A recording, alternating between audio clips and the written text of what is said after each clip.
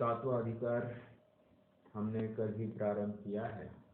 कुछ महत्वपूर्ण बिंदु के ऊपर हम थोड़ी सी चर्चा लेते हैं जो कल के प्रकरण के साथ जुड़ी है और फिर आगे बढ़ते हैं। सबसे पहले तो मंगलाचरण के रूप में पंडित साहब इस जीव का संसार भ्रमण का कारण या इस संसार रूपी वट वृक्ष का कारण कह रहे मिथ्या भाव है, अर्थात मिथ्या दर्शन, मिथ्या ज्ञान और मिथ्या चारित्र। और इसलिए हमको भरसक प्रेरणा प्रारंभ से करते आ रहे हैं और यहाँ पर भी ऐसी उत्कट भावना भा रहे हैं कि इसको मूल से उखाड़ कर फेंक दिया जाए जिससे मेरा मोक्ष का उपाय हो। यूँ कहिए, मोक्ष का उपाय करो, मिथ्यात्व को मूल से उखाड़ फेंको और मिथ्यात्व का पोषण करो तो मोक्ष को मूल से उखाड़ के फेंको। सीधी सीधी बात है, अस्थि नास्ति की बात है। अब पंडित साहब एक बात और कह रहे हैं कि इस मिथ्यात्व बैरी का अंश भी बुरा है। कोई इस बिंदु को मुझे इलैबोरेट कर सकता? किसी को प्रश्न आया? यहाँ पर प्रश्न कुछ है? मिथ्यात्व बैरी का अंश भी बुरा है।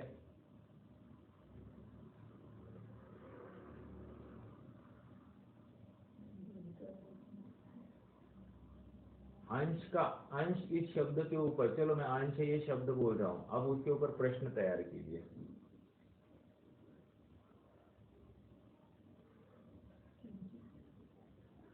अंश, देखो अंश कहकर यहाँ पर हमको ये तो ज्ञात है कि ज्ञान का अंश की वृद्धि होती है, चारित्र में भी आंशिक वृद्धि होती है, लेकिन श्रद्धा में आंशिक वृद्धि नहीं होती है। श्रद्धा तो ऑन ऑफ होती है, या तो है या तो नहीं है, आर या पार का वहां पर मामला है। तो यहाँ पर पंडित साहब ने अंश ये शब्द क्यों लिखा? फिर क्या वे जानते नहीं थे अंश श्रद्धा में नहीं होता है, वो तो चारित्र और ज्ञान में होता है। यहाँ पर अंश ये शब्द क्यों लिखा? तो इसका समाधान इतना ही है कि अंश लिखने के पीछे प्रयोजन इतना ही है कि थोड़ा तो चलता है, ये बात यहाँ पर स्वीकार नहीं है। अर्थात कुछ भी 100% जब तक तुम्हारा निर्णय यथार्थ नहीं हुआ तब तक तुम मिथ्या दृष्टि ही हो, ऐसा निर्णय करना नहीं। इतना तो किया है, इतना तो किया है, इतना तो किया है कहकर कुछ ढील पोल रखते हो तो इससे तुम्हारा मोक्ष मार्ग नहीं प्रारंभ होगा। ठीक है, ये महत्वपूर्ण बात यहाँ पर अंश के माध्यम से समझना कि अंश मिथ्यात्व में ऐसा कुछ अंश भी नहीं होता है। ओके, और दूसरी बात ये समझना कि ये कथन पद्धति है। कथन पद्धति मतलब थोड़ी सी एक उस बात में दम लाने के लिए, मात्र मिथ्यात्व होने से संसार जीव का बुरा होता है ये तो बहुत बार सुन के आए हैं। मिथ्यात्व का अंश होने से मतलब अब तक जितना किया है उसमें ये संतुष्ट रहे तो भी नहीं चलेगा। जितना चाहिए मिथ्यात्व का अभाव करने के लिए वैसा निर्णय करना ही पड़ेगा, उसमें कोई चारा नहीं है, नो एक्सक्यूज। इतना उतना कुछ नहीं, हमको तो 100% चाहिए। ठीक है, निर्णय में कोई कचास नहीं चलेगी। एक बात ये हो गई। दूसरा, सूक्ष्म मिथ्यात्व। सूक्ष्म मिथ्यात्व, इस बिंदु को अपन फिर से एक बार उठाते हैं। देखो 3 प्रकार की मिथ्यात्व करेंगे। एक है स्थूल मिथ्यात्व, दूसरा कम स्थूल मिथ्यात्व और तीसरा सूक्ष्म मिथ्यात्व। इसका मतलब स्थूल मिथ्यात्व मतलब प्रत्यक्ष ये कुदेवों को जा जाकर भजता है, उनकी भक्ति आदि आदि सब करता है, तो उसमें तो हमको कुछ उसमें सूक्ष्मता देखनी नहीं है, तो साक्षात दिखाई दे रहा है, घोर मिथ्या दृष्टि है। गणपति आदि को पूजना या फिर जितने भी कुदेव आदि है उनको पूजना, ये सब ये स्थूल मिथ्यात्व में जाएगा। ठीक है। कम स्थूल मिथ्यात्व में यहाँ पर ऐसा नहीं, हे भगवान तुम ही बचाओ, क्या कहेगा, भगवान ही बचाएंगे, भगवान ही तारेंगे, ऐसी जो कल्पना कर रहा है। ठीक है, अर्थात भगवान में कुदेव जैसी ही स्थापना कर रहा है, जैसा अन्यों का देव है वैसे अपना देव है, ऐसी वो प्रसंग प्रसंग में वो स्थापना करता है। भगवान ने हमको तारा, भगवान ने हमको सुख दिया, भगवान जब देता है छप्पर फाड़ के देता है, ये जितनी भी बातें हैं ये सब कह रहे हैं कम स्थूल मिथ्यात्व में जाएगी। ओके, ये भी हमको किसी प्रसंग विशेष में हमको दिखाई देती है, किसी व्यक्ति में किसी प्रसंग में, जैसे कोई एकदम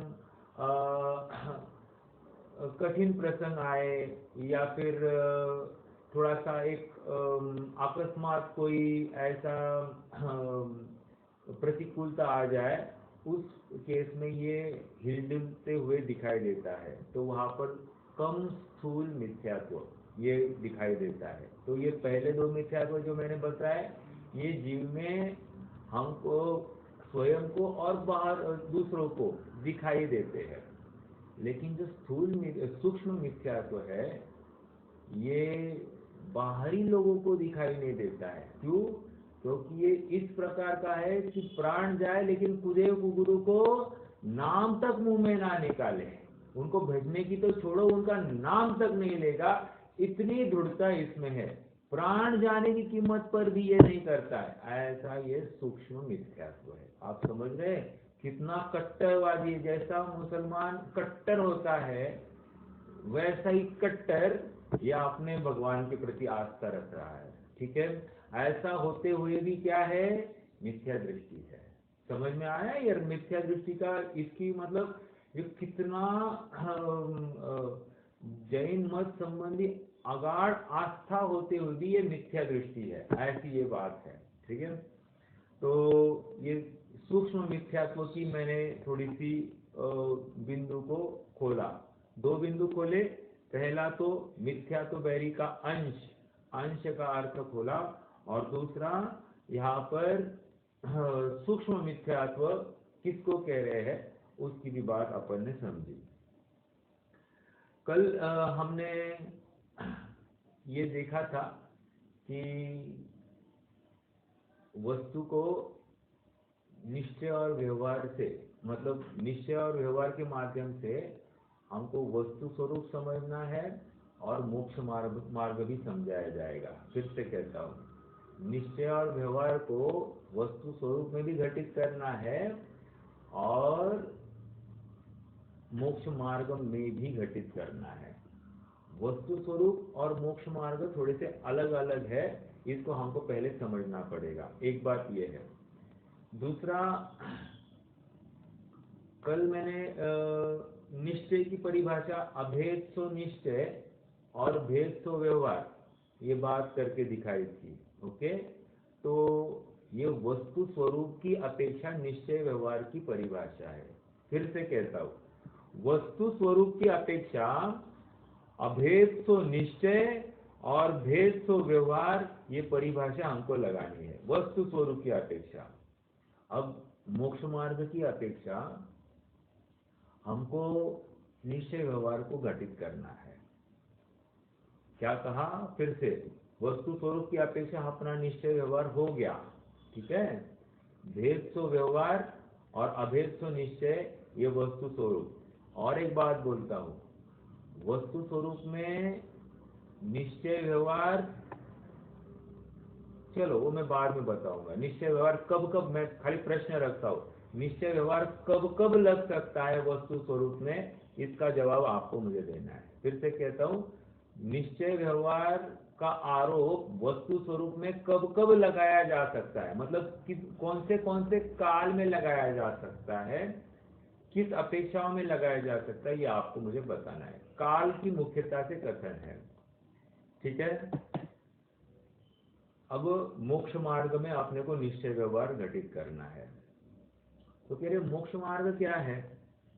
तो मोक्ष मार्ग और कुछ नहीं है, कह रहे हैं कि जो चतुर्थ गुणस्थानवर्ती है या संयम गुणस्थानवर्ती है या फिर 28 मूल गुणों का निरतिचार पालन करता हुआ जीव है या फिर अपने स्वरूप में स्थित होता हुआ श्रेणी आरोहण करने की भूमिका करता हुआ ये निरतिशय अप्रमत्त जीव है या 8वें गुणस्थानवर्ती जीव है, 9वें गुणस्थानवर्ती जीव है या 10वें गुणस्थानवर्ती जीव है, यहाँ तक के जीवों को हम निश्चय व्यवहार घटित कर सकते हैं। मैं फिर से एक बार रिपीट करता हूँ, चौथे गुणस्थान से लेकर 10वें गुणस्थान तक मोक्ष मार्गस्थ जीव है, मोक्ष मार्ग में जीव है, इसलिए उसके ऊपर हम निश्चय व्यवहार घटित करेंगे।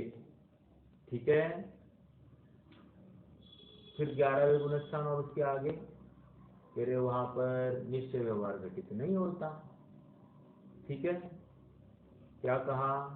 11वें गुणस्थान और आगे निश्चय व्यवहार घटित नहीं होता। कोई बता सकता है क्यों नहीं हो सकता? और चौथे से 10वें तक ही क्यों अपन निश्चय व्यवहार घटित कर सकते हैं? कोई कारण, कोई तर्क दे सकता है क्या? ये अभी आज प्रकरण थोड़ा सा, ये स्टार्टिंग में थोड़ा सा कठिन है, लेकिन ये बहुत जरूरी है समझने के लिए। ये चर्चा मैंने कैसे उठाई मैं फिर से बोलता हूँ। मैं ये जो प्रकरण चलने वाला है, यहाँ पर वस्तु स्वरूप की अपेक्षा निश्चय व्यवहार समझाया जाएगा, एक, और दूसरा मोक्ष मार्ग की अपेक्षा निश्चय व्यवहार समझाया जाएगा, दो। वस्तु स्वरूप की अपेक्षा निश्चय व्यवहार ये अलग ढंग से देखा जाता है, उसका दृष्टिकोण अलग है, और मोक्ष मार्ग की अपेक्षा जो निश्चय व्यवहार देखा जाता है उसका दृष्टिकोण अलग होता है। इसलिए इतना एलेबरेशन की जरूरत है। वस्तु स्वरूप अर्थात जैसी वस्तु है उसको अलग अलग अपेक्षाओं से घटित करके देखना, इतनी ही बात है। लेकिन मोक्ष मार्ग की अपेक्षा अगर बात करते हैं तो वहां पर पर्याय सापेक्ष बात होती है, अर्थात संवर निर्जरा सापेक्ष चर्चा चलती है। समझ में आ रहा है क्या? संवर निर्जरा सापेक्ष चर्चा चलती है। इसका मतलब मोक्ष मार्ग में पर्याय की मुख्यता से कथन होता है और पर्याय में निश्चय व्यवहार घटित करने की बात चलती है। इसका मतलब वस्तु स्वरूप में द्रव्य पर निश्चय व्यवहार घटित करने की बात चलती होगी। सीधी बात है कि नहीं? जब मोक्ष मार्ग में हम निश्चय व्यवहार पर्याय सापेक्ष कर रहे हैं तो वस्तु स्वरूप में, और वस्तु कहकर ही हमको द्रव्य ही याद आना चाहिए, तो वस्तु स्वरूप में हमको द्रव्य सापेक्ष निश्चय व्यवहार घटित करना पड़ता है। ठीक है। अब मैं एक स्टेटमेंट कहूंगा, उस स्टेटमेंट को आपको अंडरस्टैंड करना है, बहुत जरूरी स्टेटमेंट है। स्टेटमेंट एक ही है, एक जैसा ही है, लेकिन अर्थ एक नहीं है। फिर से स्टेटमेंट जो करूंगा वो लगेगा तो एक ऐसा ही, क्योंकि मैं वस्तु स्वरूप के ऊपर भी एक ही बात कहूंगा और मोक्ष मार्ग के ऊपर भी एक ही बात कहूंगा, लेकिन उसका अर्थ अलग अलग निकलने वाला है। जैसे अभी बोलता हूं, ध्यान दीजिए, वस्तु स्वरूप में निश्चय का अर्थ शुद्धता है। क्या कहा? वस्तु स्वरूप में निश्चय का विषय, अर्थ कहो विषय कहो, शुद्धता है, और मोक्ष मार्ग में निश्चय का अर्थ या विषय शुद्धता है। दो स्टेटमेंट हो गए, क्या फर्क है? वस्तु स्वरूप में निश्चय का विषय शुद्धता और मोक्ष मार्ग में निश्चय का विषय शुद्धता। तो प्रश्न ये है कि दोनों शुद्धता का कोई सिमिलैरिटी है, कोरिलेवेंस है, या अलग अलग है? पहली बात तो ये बताइए, कि दोनों शुद्धता का अर्थ एक ही लेंगे या अलग अलग लेंगे? अलग अलग है तो क्या है, और एक है तो क्यों एक है?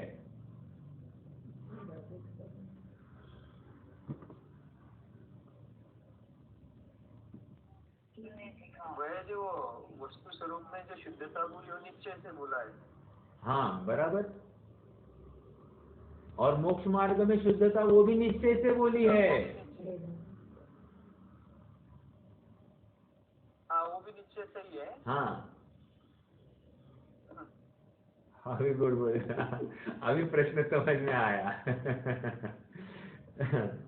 नहीं, इसलिए बोल रहा हूँ कि थोड़ा सा उपयोग देना पड़ेगा। मैं मानता हूँ कि उपयोग देने में थोड़ी कमी भी हो सकती है। मैं यहाँ हूँ, आप वहाँ हो, आप कुछ काम भी करते होंगे, खाली ऑन होगा, ऐसा भी हो सकता है।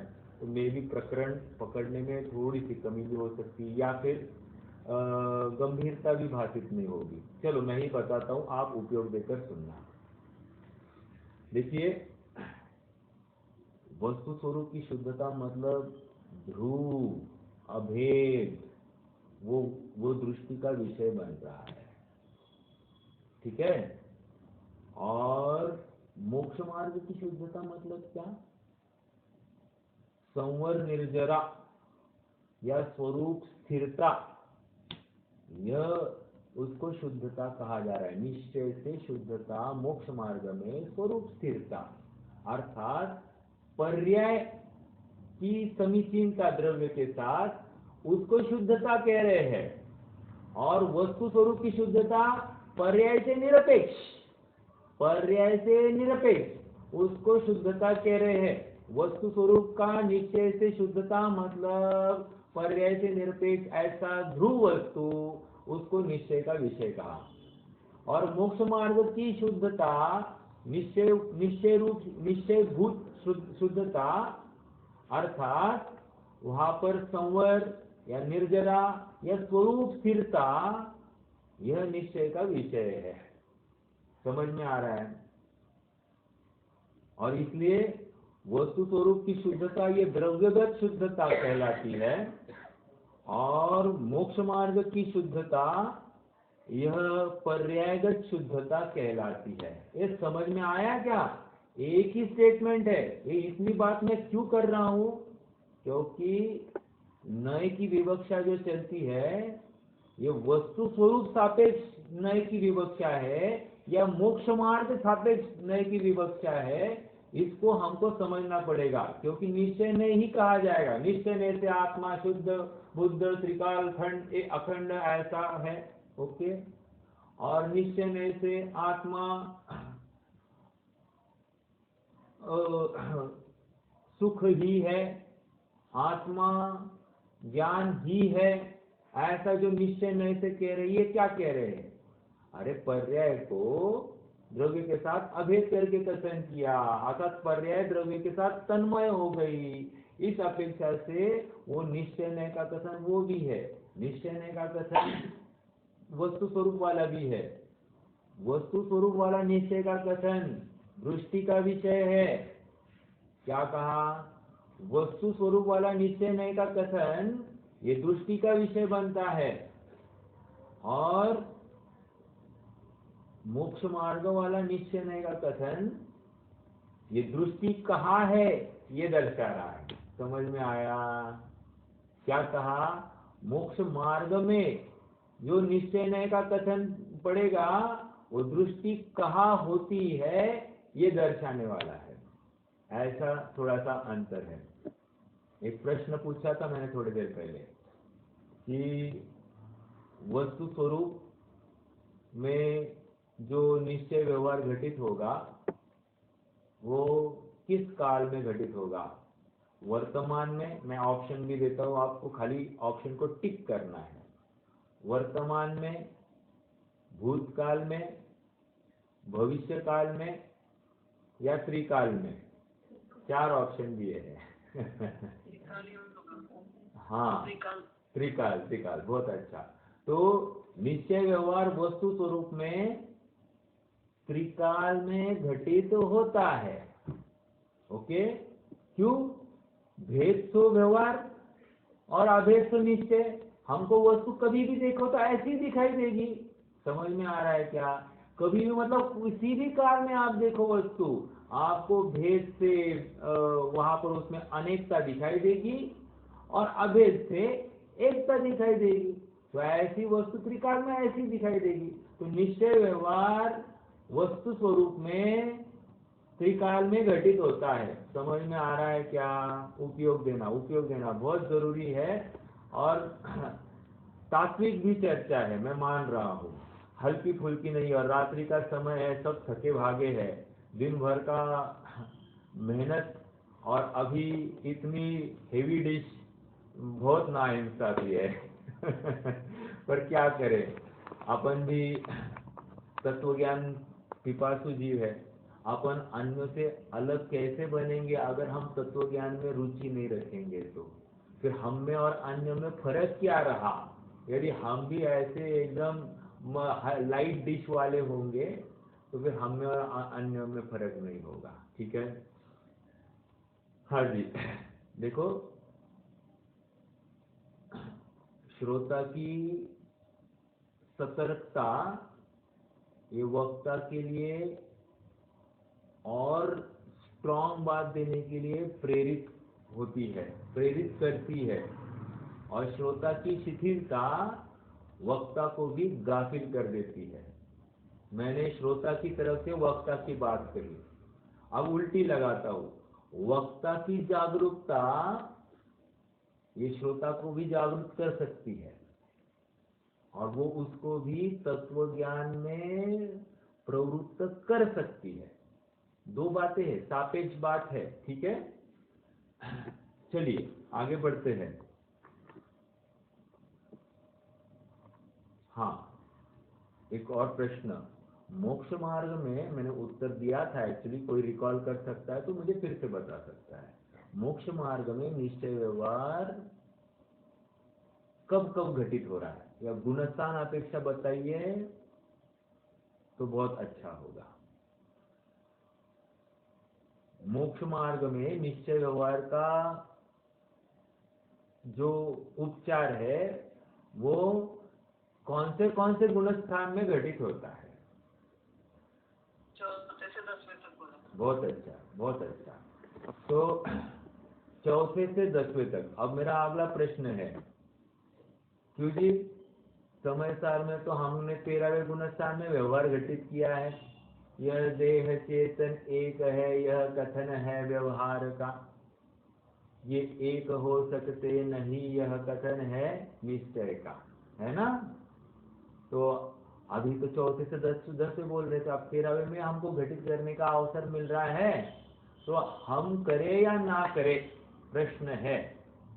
या होता ही नहीं है या होता ही है, क्या है? समझ में आया प्रश्न? तो देखो, इसका समाधान इतना ही है कि वहां पर चौथे से 10वें में निश्चय व्यवहार घटित करने का कारण मैं बताता हूं पहले। तो आपको इमीडिएटली 11वें और उसके ऊपर निश्चय व्यवहार क्यों घटित नहीं किया जाता है और किया जाता है तो किस अपेक्षा से, ये समझ में आएगा। चौथे से 10वें में जो निश्चय व्यवहार घटित किया जाता है वहां पर शुभ भाव पाया जाता है। क्या कहा? चौथे से 10वें में शुभ भाव पाया जाता है, इस अपेक्षा से वहां पर निश्चय व्यवहार घटित किया। 11वें और उसके ऊपर क्यों? वहां पर शुभ भाव है ही नहीं, शुद्ध भाव है, इसलिए वो गौण जानकर उसको चर्चा में ही नहीं लिया। और फिर लगाना चाहते हैं तो फिर हम निश्चय व्यवहार की जो अपेक्षा है हम 14वें गुणस्थान तक लगा सकते हैं। आधार बनारसी दास जी अपने उपादान निमित्त चिट्ठी में कहते हैं, तो व्यवहार की सरहद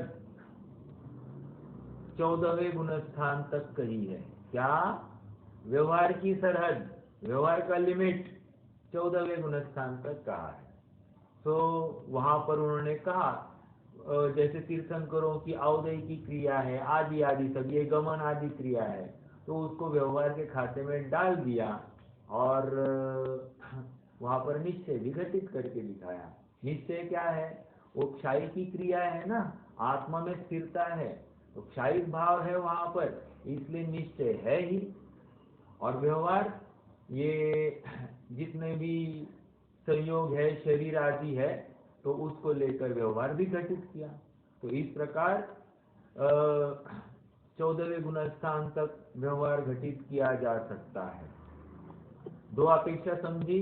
मोक्ष मार्ग में शुभ भाव की अपेक्षा निश्चय व्यवहार तो चौथे से 10वें गुणस्थान तक ही चलता है, उसके आगे शुद्ध भाव ही है।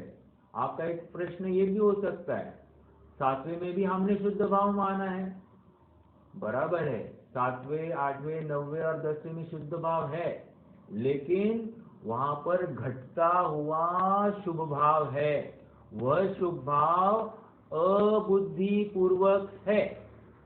समझ में आया? बुद्धि पूर्वक नहीं है। चौथे से छठे में वहां पर बुद्धि पूर्वक शुभ भाव है, लेकिन 7वें के आगे, 7वें और 7वें के आगे वहां पर अबुद्धि पूर्वक शुभ भाव है। शुभ भाव तो है, जीव विकल्प नहीं करता है उस शुभ भाव संबंधी, लेकिन शुभ भाव तो पाया जाता है। इसी को लेकर तो नवीन बंध भी होता है, 7वें में होता है, 8वें में होता है, 9वें में होता है और 10वें में भी होता है। समझ में आ रहा है क्या? तो इसलिए हमने निश्चय व्यवहार मोक्ष मार्ग में चौथे से 10वें गुणस्थान तक लगाया, और वस्तु स्वरूप में निश्चय व्यवहार त्रिकाल लगाया जा सकता है। समझ में आया? ठीक है। वस्तु स्वरूप में निश्चय व्यवहार मतलब भेद तो व्यवहार और अभेद तो निश्चय, इतनी परिभाषा हमने वस्तु स्वरूप में निश्चय व्यवहार की अपेक्षा लगाई। और मोक्ष मार्ग में निश्चय व्यवहार मतलब वहां पर जो कोई संवर, निर्जरा और स्वरूप स्थिरता, ये निश्चय, और जो 28 मूल गुणों का पालन आदि आदि आदि, देव पूजा, गुरु उपासना आदि आदि, ये जो शुभ भाव, ये व्यवहार। समझ में आया क्या? ये बात पहले नहीं बताई थी, या अभी बोल दी। क्या कहा? मोक्ष मार्ग में व्यवहार कैसा करेंगे? देव पूजा, गुरु उपासना, 28 मूल गुणों का पालन, 11 प्रतिमाओं का धारण करना आदि आदि, सब जो कुछ है, प्रतिज्ञाबद्ध होना, ये सब क्रियाएं कह रहे हैं ये व्यवहार है। समझ में आया? समझ में आया तो आगे बढ़ते हैं। अब एक प्रश्न और है, सिद्धों में निश्चय नहीं लगेगा क्या? व्यवहार की बात नहीं है वहां पर, निश्चय नहीं लगेगा क्या? कोई जवाब दे सकता है थोड़ा सोचकर? नहीं तो मैं हूं ही।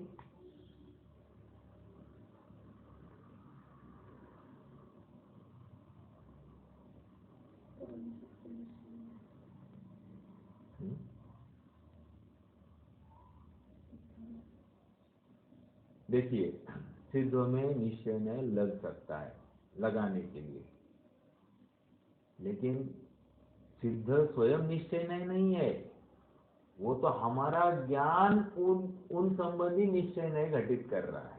समझ में आ रहा है क्या?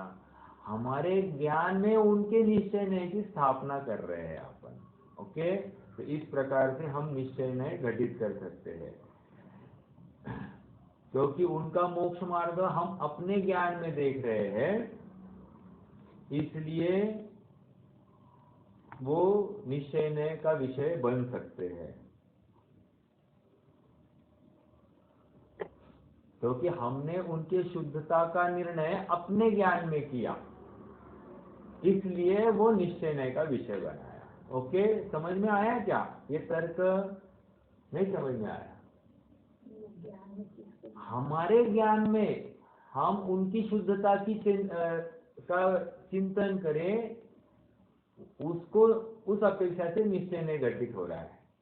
डायरेक्टली वे स्वयं तो निश्चय का जो फल है अपने आत्मा में स्थिरता और वैसे एक रूप हो गए हैं, तो उनको और कुछ बाकी रहा ही नहीं है, तो इसलिए वहां पर कोई बात है ही नहीं। लेकिन हमारे ज्ञान में उनकी शुद्धता का विषय बनता है, उनका मोक्ष मार्ग बनता है, इस अपेक्षा से वो निश्चय का विषय बन गया।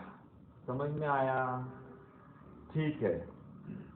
देखो ऐसा कैसे हो सकता है? देखो हम बहुत बार कहते हैं ना, अभी यहाँ पर भी तर्क दिया है, सिद्ध समान सदापद मेरो, सिद्ध समान हो, सिद्ध समान हो, तो सिद्ध समान मैं हूँ ऐसा निर्णय तो कर रहा है ना, तो ये निर्णय करना ही अपने आप में निश्चय का विषय बन गया। ओके, अब यही निर्णय किसी के लिए निश्चयाभास बन रहा है, वो हमको यहाँ से अब समझ में आएगा। ठीक है, क्या सिद्ध समान ही मैं हूँ ऐसा विचार करके कोई निश्चयाभासी होता है और कोई एकदम निश्चिंत होता है।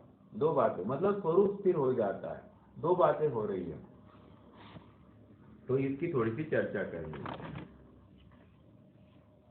हम कल के प्रकरण को एक बार फिर से थोड़ा सा पढ़ते हैं, फास्ट पढ़ते हैं और फिर आगे थोड़ा सा बढ़ाएंगे विषय को।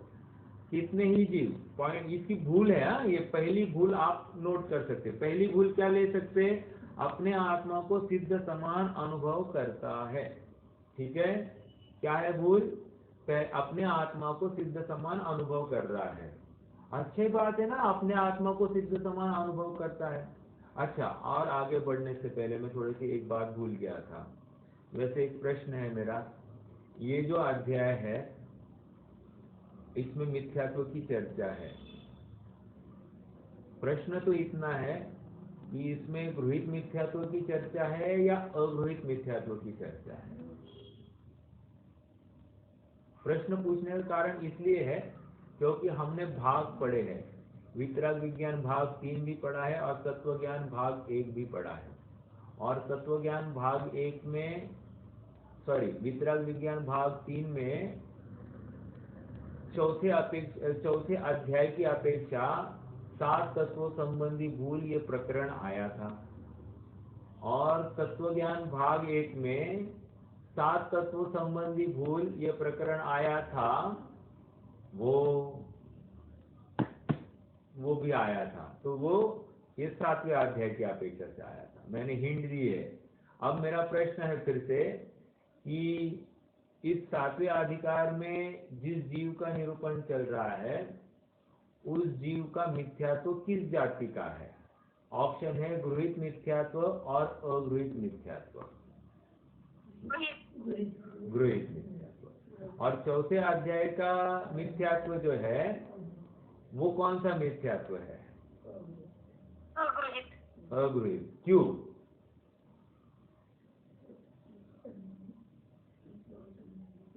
तो अनादिकाल से आया हुआ का संस्कार।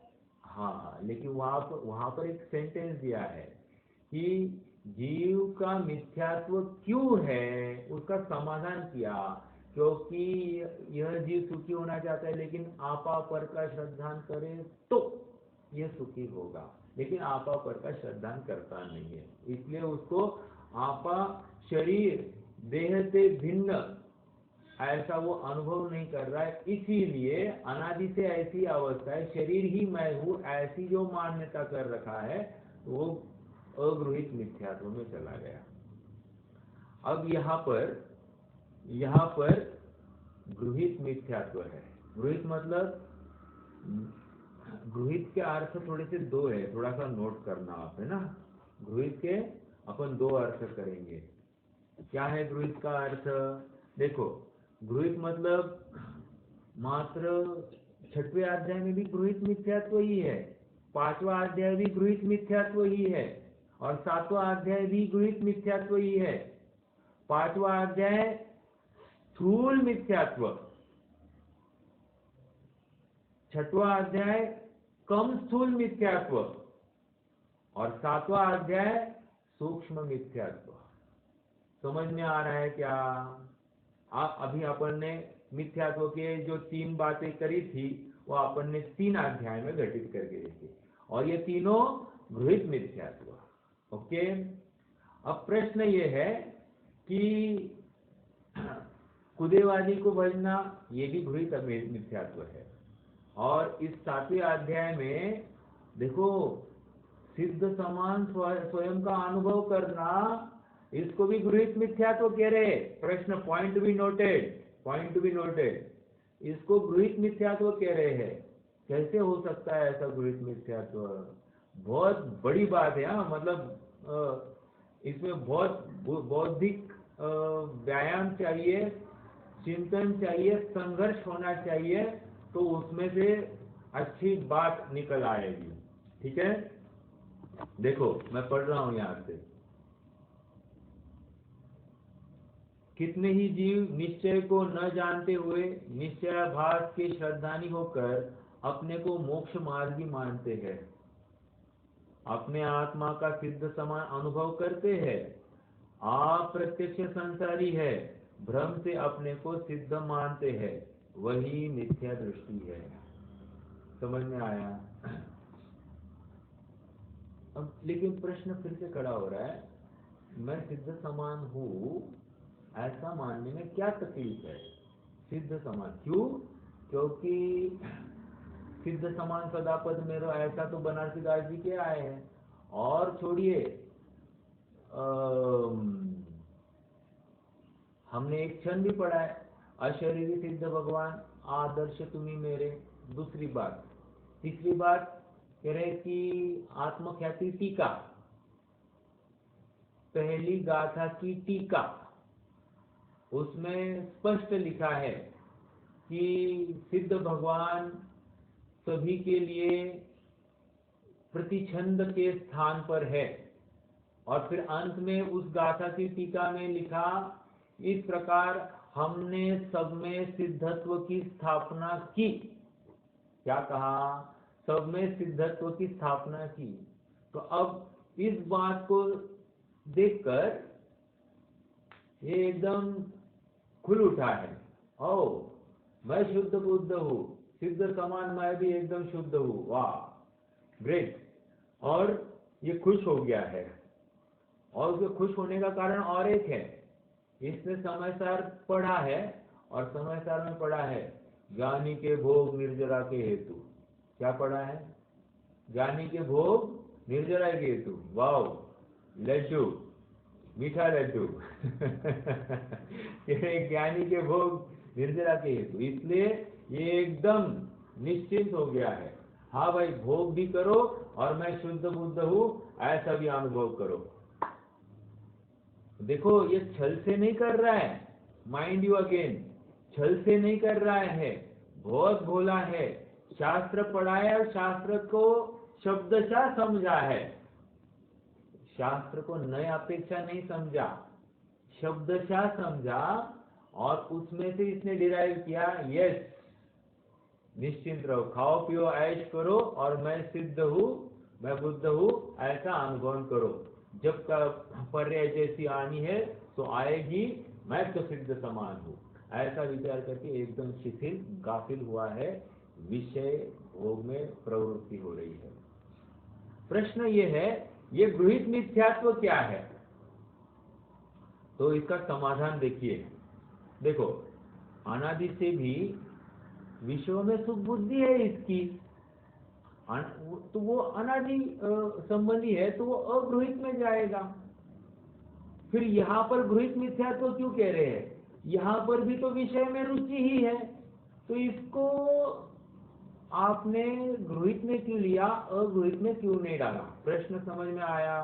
फिर से मैं दोहराऊं, मैं ये कह रहा हूं कि यहाँ पर सिद्ध समान सदापद मेरो ऐसा विचार करके यह विषयों में आनंद मान रहा है, और अनादि से भी मिथ्या दृष्टि है जिसको हम अगृहीत मिथ्यात्व कह रहे हैं, वो भी विषय में सुख बुद्धि मान रहा है, ये भी विषय में सुख बुद्धि मान रहा है, तो दोनों की जाति एक ही है। अरे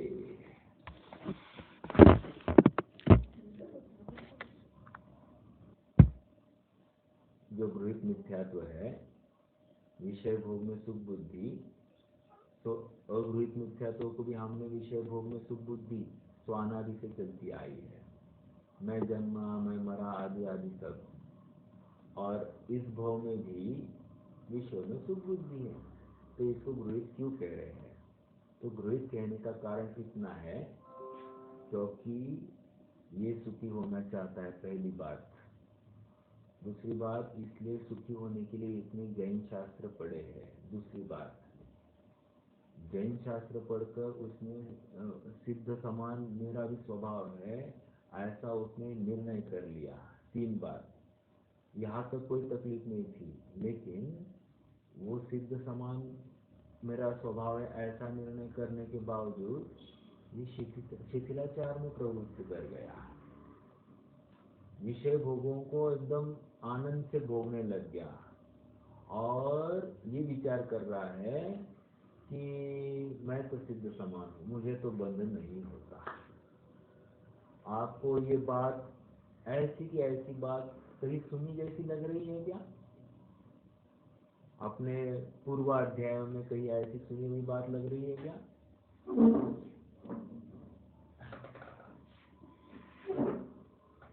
अरे हमने वहाँ पर अद्वैत ब्रह्म की चर्चा की, वहाँ पर योग मीमांसा में ज्ञान मीमांसा की चर्चा की। वहाँ पर वो ऐसे ही मान रहा है। आप थोड़ा सा उस प्रकरण को फिर से देखना। हमने वहाँ पर चर्चा की थी, निश्चयाभासी भी ऐसा ही चिंतन करता है और ये ज्ञान मीमांसक भी ऐसा ही चिंता करता है। तो दोनों में अंतर क्या? तो अंतर वैसे भी देखा जाए तो कुछ नहीं है, लेकिन अगर अंतर ही निकालना है तो जैन शास्त्र को पढ़कर ये निश्चयाभास हुआ है और वो इनके शास्त्र पढ़कर वो मिथ्या दृष्टि हुआ है। बस इतना ही फर्क है। लेकिन इनके मिथ्यात्व में फर्क नहीं है, लेकिन जो प्रोसेस हुआ है, जिस तरीके से हुआ है, उसमें फर्क है। अर्थात जिसका अवलंब है उसने उनके शास्त्रों का अवलंबन लिया, इसने जैन शास्त्रों के अवलंबन पूर्वक मिथ्यात्व का पोषण किया है।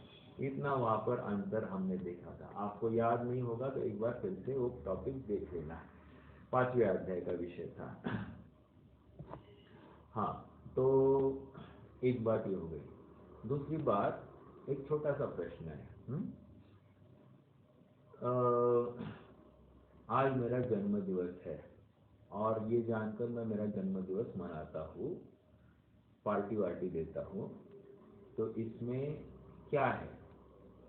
गृहीत मिथ्यात्व है या अगृहीत मिथ्यात्व है? फिर से, क्यों गृहीत मिथ्यात्व अगृहीत मिथ्यात्व प्रश्न क्यों कर रहा हूँ? क्योंकि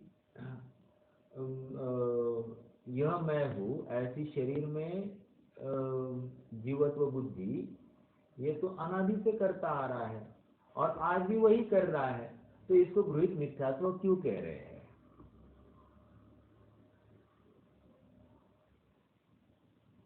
कोई जवाब दे सकता है?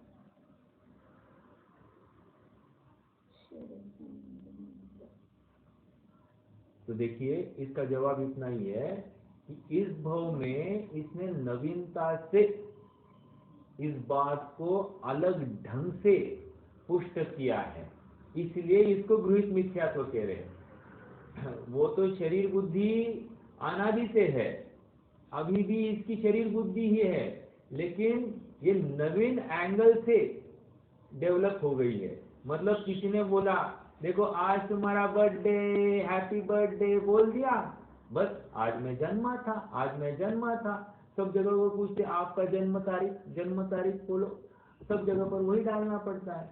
तो इसको लेकर ये क्या हो गया, आज मेरा जन्म हुआ था, ये धारणा पुष्ट होती है और इसलिए इसको गृहीत मिथ्यात्व कहा जा रहा है। ओके, फिर और मैं आज जन्मा, ये उसने नवीनता से ग्रहण किया। ओके, ऐसा गृहीत मिथ्यात्व देव अवस्था में या नारकी अवस्था में या तिर्यंच अवस्था में नहीं होता है, जो मनुष्य अवस्था में होता है। एक विशेष बात और कहता हूं, वैसे देव अवस्था में भी गृहीत मिथ्यात्व होता है, कर सकते हैं।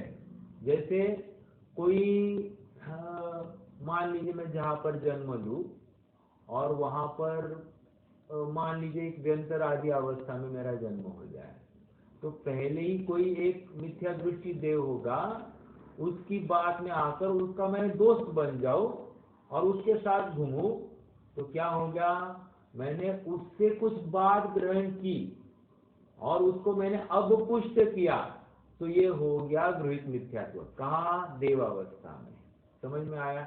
इस प्रकार गृहीत मिथ्यात्व हो सकता है, लेकिन मुख्यता मनुष्यों की ही है। बाकी अन्य 3 गतियों में इसकी गृहीत मिथ्यात्व की मुख्यता नहीं है। गौणता से आप लगा सकते हैं, मुख्यता से मनुष्य अवस्था में ही गृहीत मिथ्यात्व होता है। ठीक है, बात क्लियर हो रही है? आई होप सबको समझ में आ रही है बात। हाँ जी। तो अब हमने सिद्ध समान सदापद मेरो ऐसा विचार करके इसने गृहीत मिथ्यात्व कैसे किया?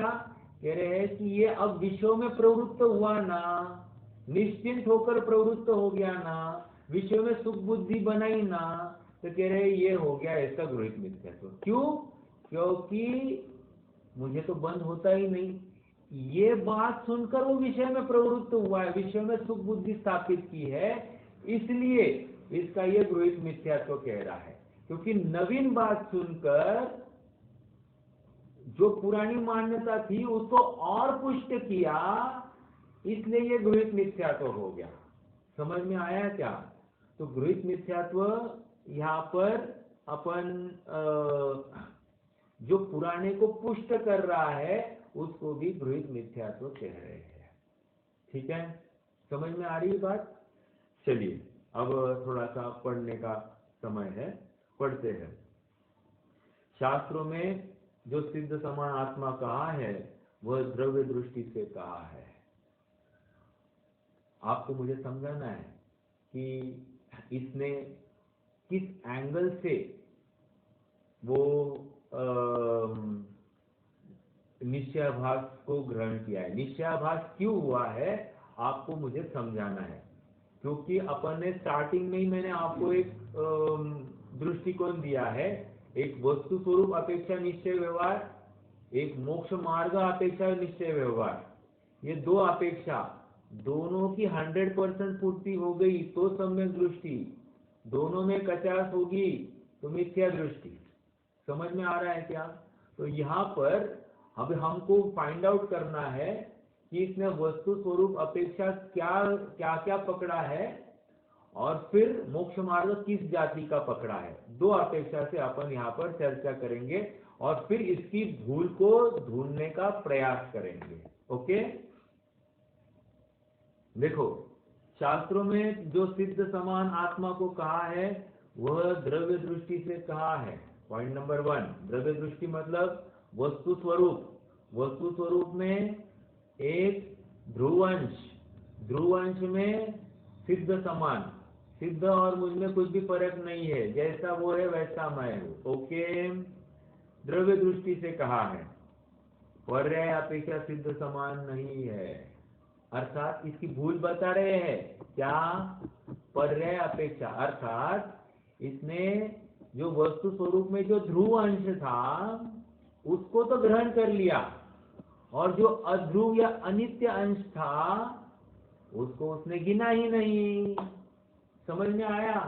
और इसलिए ये एकांत कर बैठा, तो वस्तु स्वरूप में एकांत हो गया, हमको दिखाई दे रहा है। समझ में आया कि नहीं आया? आगे बढ़ते हैं। समझ में आ रहा है क्या?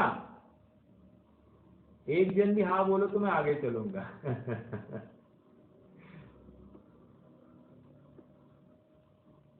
हाँ भैया,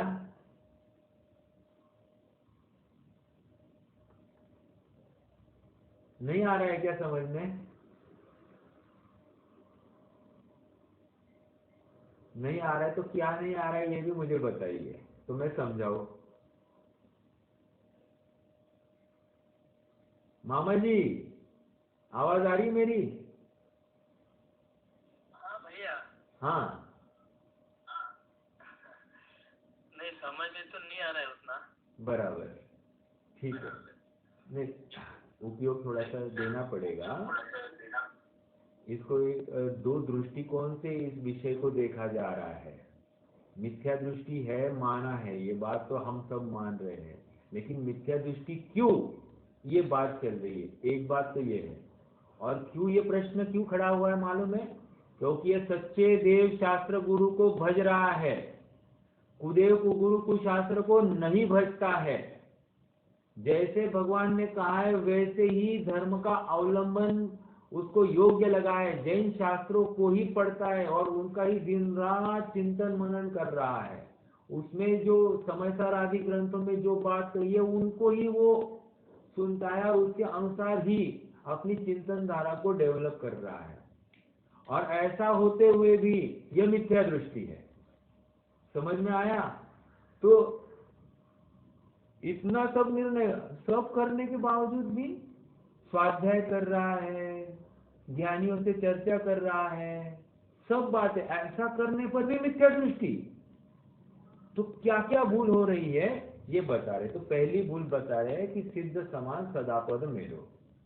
अब मैंने ये कहा कि सिद्ध समान सदापद मेरो, इसको हम दो एंगल से देखेंगे। एक तो वस्तु स्वरूप की अपेक्षा से देखेंगे और एक मोक्ष मार्ग की अपेक्षा से क्या भूल हो रही है, ये दो एंगल से देखना है। मतलब वस्तु स्वरूप समझने में भूल हो गई इसलिए निश्चयाभास एक, और मोक्ष मार्ग अपेक्षा भी वस्तु मोक्ष मार्ग भी समझने में भूल हो गई इसलिए भी निश्चयाभास दो। समझ में आया क्या? तो अब यहाँ पर वस्तु स्वरूप अपेक्षा ही इसकी भूल हो गई। क्या वस्तु कैसी है? वस्तु नित्य भी है अनित्य भी है, अर्थात वस्तु में नित्य अंश भी विद्यमान है और अनित्य अंश भी विद्यमान है। और कब विद्यमान है? एक ही समय में विद्यमान है। साथ साथ वो वस्तु नित्य और अनित्य के युक्त वस्तु बनी है। नित्य वस्तु नित्य भी है और अनित्य भी है ऐसा नहीं है। वस्तु में नित्य अंश है, अनित्य अंश है, दोनों है वस्तु में। वस्तु दोनों के युक्त है। और इसने क्या विचार किया? मात्र ध्रुव है, एक ही पक्ष लिया, सर्वथा ध्रुव ही है, नित्य ही है। और उसने पर्याय स्वभाव को या अंश जो है, कौन सा अनित्य अंश है, उसको गिना ही नहीं, इसलिए इसकी भूल हो गई एक। अब मोक्ष मार्ग की अपेक्षा कह रहे कि मोक्ष मार्ग, इसने अभी ही मोक्ष मार्ग मान लिया, मैं सिद्ध समान हूं, ऐसा विचार करने में ही इसने मोक्ष मार्ग मान लिया। तकलीफ खड़ी हो गई। क्यों? क्योंकि फिर व्रत पालना, दान देना, 28 मूल गुणों का पालन, पूजा, तपश्चरण आदि को तो उसने उड़ा दिया। कहता ये बंध का कारण है, ऐसा मानकर उसने उसको उड़ा दिया और स्वैराचार में प्रवृत्त हो गया। इसलिए मोक्ष मार्ग में भी ये निश्चयाभास हो गया है। क्योंकि बस मैं शुद्ध बुद्ध हूं ऐसा विचार करना तो मोक्ष मार्ग हो गया, संवर हो गया, ऐसा ये मानने लग गया। इसीलिए क्रिया को इसने उड़ा ही दिया, इसलिए ये निश्चयाभास हो गया। समझ में आया? तो हमने वस्तु स्वरूप अपेक्षा निश्चयाभास और मोक्ष मार्ग अपेक्षा निश्चयाभास, ये दो पहलू पर इसकी चर्चा की और ये निष्कर्ष निकाला कि निश्चयाभास क्यों है। समझ में आया क्या? थोड़ा तो समझ में आना ही चाहिए अगर उपयोग देकर सुना होगा तो। देखिए मैं पढ़ता हूं यहां से। शास्त्रों में जो सिद्ध समान आत्मा को कहा है वह द्रव्य दृष्टि से कहा है। देखो भाषा कितनी सरल है ना, और इसका एक्सप्लेनेशन कितना गहराई में जा रहा हूं मैं तो भी कितना कठिन लग रहा है। इसका मतलब चिंतन धारा को कितना पहना होना पड़ेगा तब जाकर वस्तु स्वरूप हमारे पकड़ में आएगा। मतलब हम अब कहा है इसका निर्णय अपने को होगा और ये निर्णय कर हमको और कितना आगे बढ़ना है ये निर्णय करना। अब इसके आगे मैं बढ़ नहीं सकता, ये इतना ही हो सकता है, अपने अपने सर के ऊपर की बात है, ये विचार कभी भी नहीं करना, क्योंकि जो रुक गया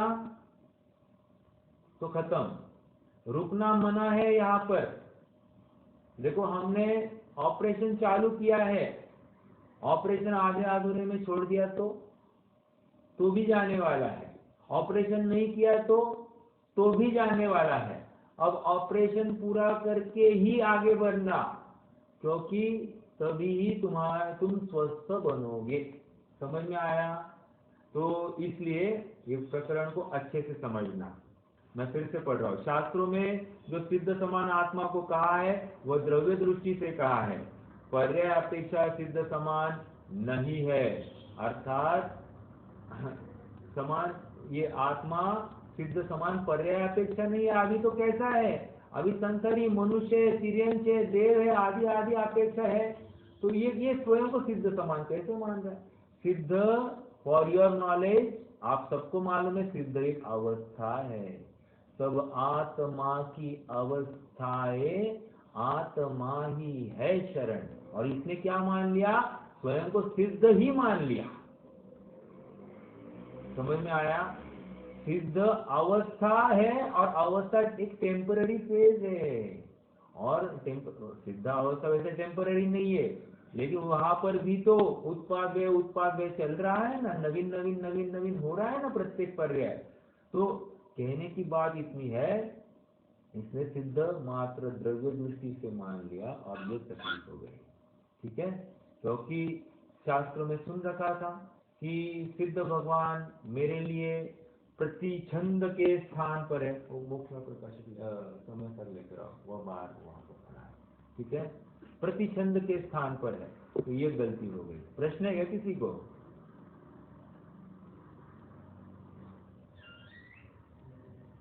हाँ, पढ़ रहा हूं मैं आगे तब तक। जैसे राजा और रंग मनुष्य पने की अपेक्षा समान है, परंतु राजा पने और रंग पने की अपेक्षा से तो समान नहीं है, उसी प्रकार सिद्ध और संसारी जीवत्व पने की अपेक्षा से समान है, परंतु सिद्ध पने और संसारी पने की अपेक्षा से तो समान नहीं है। तथापि ये तो जैसे सिद्ध शुद्ध है, वैसे ही अपने को शुद्ध मानते हैं। कौन? निश्चयाभास। जैसा सिद्ध शुद्ध मान रहे स्वयं को, वैसा ये मान रहा है। तो क्या तकलीफ है माना तो? अरे इसने पर्याय अपेक्षा माना ही नहीं ना अपने को। पर्याय अपेक्षा अपने को पुरुषार्थहीन मानो ना। आपने अभी तक पुरुषार्थहीनता नहीं है। देखो, जब मैं सामयिक में बैठता हूँ तो सामयिक में मैं सिद्ध समान मानूंगा, चिंतन करूंगा कि नहीं करूंगा। तो उस समय में ये तो उपयोग रूप मेरी ये चिंतन धारा है, और लब्धि रूप मेरी चिंतन धारा में क्या होगा? अभी तो मेरी मनुष्य अवस्था है, अभी तो मेरी गृहस्थ अवस्था है, मेरा गृहस्थपना चल रहा है, अर्थात मेरी गृहस्थी संबंधी कार्यों में अभी भी कर्तृत्व बुद्धि पाई जा रही है। तो उसको गौण नहीं किया जाएगा, उसको स्वीकार पूर्वक, उसके अभाव के लिए मुझे अपने आत्मा का अवलंबन लेने की चिंतन धारा को या धारणा को और पुष्ट करने हेतु मैं वहां पर सामयिक में ऐसा चिंतन करूंगा। समझ में आया? मैं मनुष्य हूँ, मैं पुरुष हूँ, या अभी मेरी ऐसी विकृत अवस्था है, इसका विस्मरण नहीं है मुझे। वो धारणा में पड़ा है, लब्धि रूप पड़ा है, और स्वभाव का निर्णय करने हेतु मैं स्वयं को ऐसा दृढ़ता पूर्वक, मैं तो शुद्ध हूँ, मैं तो सिद्ध समान हूँ, ऐसा विचार कर रहा हूँ। और मैं जब मैं स्वयं को कह रहा हूँ मैं शुद्ध हूँ या मैं सिद्ध समान हूँ, ऐसा कहते समय में भी, ऐसा चिंतन करते समय में भी अभी पीछे धारणा में ये बात पक्की है, अरे मैं तो अभी मनुष्य हूँ, अभी मेरी पूरी पूर्णता हुई नहीं है पर्याय की, मेरी पर्याय में तो अपूर्णता है, ये मेरी स्वीकृति है। लेकिन ये क्या स्वीकार कर बैठा है कि मेरी पर्याय में भी पूर्णता हो गई है, स्वीकार नहीं कर बैठा है, लेकिन धारणा ऐसी हो गई है। ठीक है? अगर ये ऐसा स्वीकार करता तो फिर वो तो छल कर रहा था, ये छल नहीं कर रहा है, यह तो आभास हो गया है कि इसको कि मैं ऐसा ही निर्णय कर रहा हूं और यही सही है। समझ में आया? यदि छल करता तो नरकगामी होता, ये छल नहीं कर रहा है, इसलिए कषाय मंद है, और मंद कषाय के फलस्वरूप ये अच्छी गति को भी प्राप्त कर सकता है, कोई हर्जा नहीं इसमें। समझ में आया? तो ये बात है। आगे, तथापि ये तो जैसे सिद्ध शुद्ध है वैसे ही अपने को शुद्ध मानते हैं, परंतु वह शुद्ध अशुद्ध अवस्था पर्याय है, इस पर्याय अपेक्षा समानता मानी जाए तो यह मिथ्या दृष्टि है। तथा अपने को केवल ज्ञान का केवल ज्ञान आदि का सद्भाव मानते हैं। अब ये दूसरा पॉइंट दे रहे हैं। क्या पहला पॉइंट क्या था? सिद्ध समाज अनुभव कर रहा है। अब दूसरा पॉइंट क्या है?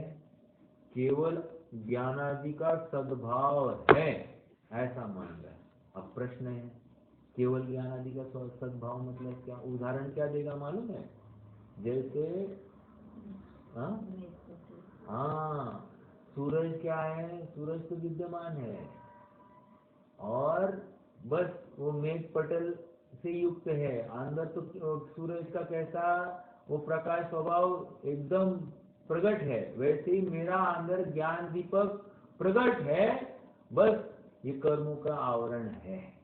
और कर्मों का आवरण कह रहे हैं वो तो है, लेकिन मैं तो केवल ज्ञान के स्वभाव से ही युक्त हूँ, ऐसा ये मान रहा है। देखिए आप पढ़ते हैं यहाँ पर, तथा अपने को केवल ज्ञान आदि का सद्भाव मानते हैं, परंतु अब पंडित साहब उसका खंडन करें। दूसरा तर्क समझ में आया? पहला तर्क हो गया, दूसरा तर्क क्या है? केवल ज्ञानादि का सद्भाव मानते हैं। इसको फिर से अपने को वस्तु स्वरूप अपेक्षा और मोक्ष मार्ग अपेक्षा फिर से इसमें निश्चय व्यवहार घटित करना है। ठीक है? और विशेष रूप से तो यहाँ पर हाँ है ही, इसलिए तो चर्चा कर रहे हैं। एक बात ये हो गई, और दूसरी बात क्या है? ये सूक्ष्म भूल है। ये कदाचित उस जीव को भी समझ में नहीं आ रही कि मेरी ये भूल हो रही है। कदाचित क्या, उसको समझ में ही नहीं आ रही कि मेरी ऐसी भूल है, और वो एकदम निशंक होकर ऐसी प्रवृत्ति कर रहा है। ठीक है? बहुत गंभीर बात है, और इसलिए तो पंडित साहब को यह अध्याय लिखना पड़ा, और सबसे बड़ा अध्याय है आप सबकी जानकारी के लिए। और इस अध्याय को लिखने का फल उनको फांसी दी गई थी। फांसी मतलब हाथी के पैर के नीचे कुचल दिया गया था। यही तो वो अध्याय है। समझ में आया? और आपकी जानकारी के लिए और बताओ, पुरुषार्थ सिद्धि उपाय, पुरुषार्थ सिद्धि उपाय का मंगलाचरण देखना।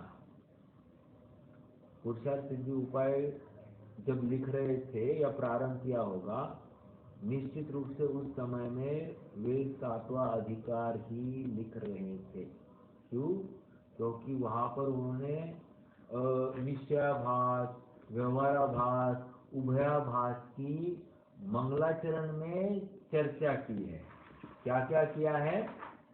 निश्चयाभास, उभयाभास और व्यवहाराभास की मंगलाचरण में चर्चा की। देखो, जैसे मैं बताऊं, कोई जीव आत्मा को निश्चय से शुद्ध जान, हुआ है सुछंद नहीं जाने निज शुद्धता। आया? ये क्या है? निश्चयाभास की बात है।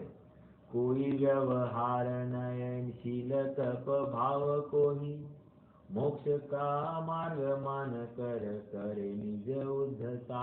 ये क्या है? व्यवहाराभास है। आप देखना, 6वां 7वां छंद होगा वहां पर मंगलाचरण का, पुरुषार्थ सिद्धि उपाय का, सेम टू सेम ये निश्चयाभास, व्यवहाराभास और उभयाभास वहां पर उद्धृत किया है मंगलाचरण में। अर्थात उनकी चिंतन धारा में उस समय में 7वां अध्याय था, ये घटित कर रहे। अपन लेखक की क्या विचारधारा होगी उसका एक इंटरप्रिटेशन कर रहे हैं। आप समझ रहे हैं? तो ऐसा हुआ होगा।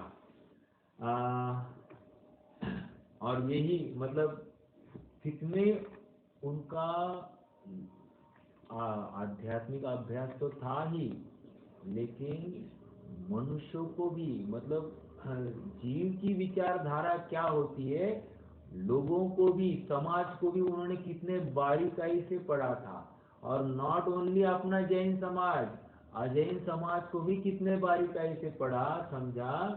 इसकी आपने को दाद देनी पड़ेगी। देखो जो है उसको स्वीकार ही करना पड़ेगा, चाहे हमको पंडित साहब अच्छे लगे, बुरे लगे या कुछ भी लगे। अपन बुरे लगने का कारण नहीं है, क्योंकि जैनी किसी के प्रति द्वेष करता ही नहीं, लेकिन उनकी विचारधारा हमको अच्छी लगे बुरी लगे, लेकिन हमको उनका अभ्यास, उनका प्रस्तुतिकरण, इसको हमको स्वीकार करना ही पड़ेगा। और ऐसी अगाध विद्वत्ता का धनी जीव हमको तो दिखाई नहीं देता है, मतलब 200-500 साल में भी हमको ऐसी अगाध विद्वत्ता का धनी जीव दिखाई नहीं देता है, ये हमको माननी ही पड़ेगी। और इतना सब अभ्यास होने के बावजूद भी हमको क्या लगता है, फिर मुनिपना क्यों नहीं, मुनिपना क्यों नहीं, है कि नहीं? देखो हठाग्रह नहीं होता है, वो जीव अपने परिणामों को समझता है, लेकिन वस्तु स्वरूप को भी समझना उतना ही जरूरी है। तो वस्तु स्वरूप का निर्णय करके अपनी पर्यायगत योग्यता का निरंतर अवलोकन करता हुआ जीव जो आगे बढ़ता है, वही यथार्थ मोक्ष मार्ग में बना रहता है। नहीं तो फिर वो मोक्ष मार्गाभास हो जाता है, मतलब उसको भास होता है मैं मोक्ष मार्ग में हूँ। ओके, और ये 99% जीवों को ऐसा ही आभास होता है, भ्रम होता है। बस देव दर्शन कर लिए, हो गया हम जैनी, हो गए हम सच्चे भगत, हमारा गृहित मिथ्या तो हट गया। I am very very sorry to say, ऐसी बात नहीं है। समझ में आ रहा है? तो इसको यह अध्याय जितने बार पढ़े, जितने बार समझे, उतनी बार हमको इसमें से नवीन रहस्य ही मिलते जाएंगे, पुरानी बात कुछ नहीं मिलेगी। ऐसी ही इसकी विशेषता है। समय तो अपना बहुत तेजी से आज बढ़ गया और हम बिल्कुल भी आगे नहीं बढ़ पाए। हमने कल की ही बात को फिर से दोहराया, लेकिन कोई बात नहीं, अपने को विषय को खत्म नहीं करना है, हमको विषय को समझना है। और जितना गहरा चिंतन होगा उतना विषय की समझ हमारी बढ़ेगी। जितनी विषय की समझ अपनी बढ़ती है उतना आत्मा अपने को अच्छे से ज्ञात होता है, और जितना अपना आत्मा अच्छे से ज्ञात होता है तो उसमें स्थिरता करने की आसानी उतनी अच्छी होती है। इसलिए कोई बात नहीं है, हम और अच्छे से प्रयास करेंगे और चिंतन करेंगे और इस बात को हृदयंगम करेंगे। ठीक है, आज रुकते हैं। कोई प्रश्न है तो रख सकते हैं, नहीं तो जिनवानी स्तुति करेंगे।